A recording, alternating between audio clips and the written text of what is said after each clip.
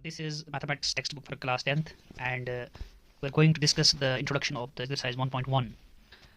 इस एक्सरसाइज के 7 क्वेश्चन है 7 क्वेश्चंस। तो इसमें आप जनरली देखेंगे आप प्राइम फैक्टराइजेशन के ज़रिए ही क्वेश्चन को सॉल्व करते हैं।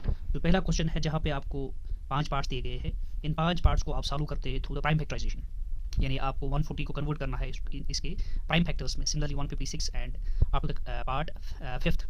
उसके बाद जब आप क्वेश्चन नंबर 2 पे आते हैं जहाँ पे आपको पेयर ऑफ नंबर्स इंटीजर्स दिए गए हैं, जैसे 26 और 91 को दिया गया है, 510 और 92 को दिया गया है, 336 और 54 को दिया गया है। सबसे पहले आप इस इन पेयर ऑफ नंबर्स के जो इंटीजर्स के जो है आप प्राइम फैक्टर्स निकालेंगे।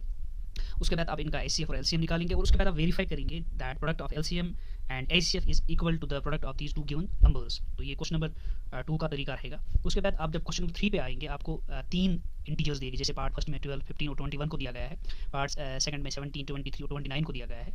तो आपने यहाँ पे भी प्राइम फैक्टर्स के जरिए, प्राइम फैक्टराइजेशन के जरिए 12, 15 और 21 का एलसीएम और एचसीएफ निकालना है, सिमिलरली बाकी 2 पार्ट्स का भी। उसके बाद जो क्वेश्चन नंबर 4 जो है ये बहुत इजी है, जहाँ पे आपने क्या करना है, आपने एलसीएम निकालना है जो आपको वहाँ दिए गए हैं इंटीजर 306 एंड 657।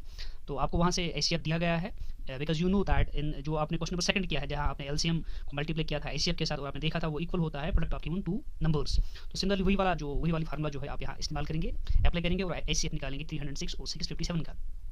उसके बाद आपने देखना है कि जो क्वेश्चन नंबर 5 में जो 6 रेज़ पावर n है, क्या ये एंड हो सकता है with digit 0 for any natural number n। तो आप जब देखेंगे तो आपको पता चलेगा दैट इट्स नॉट पॉसिबल, ये पॉसिबल नहीं है, बिकॉज जो डिजिट्स एंड होते हैं, जो नंबर्स एंड होते हैं विद डिजिट 0, उनके फैक्टर जो होते हैं 2 एंड 5 होते हैं, लेकिन यहाँ पे आपको 2 एंड 3 इसके फैक्टर्स नजर आएंगे, प्राइम फैक्टर्स नजर आएंगे।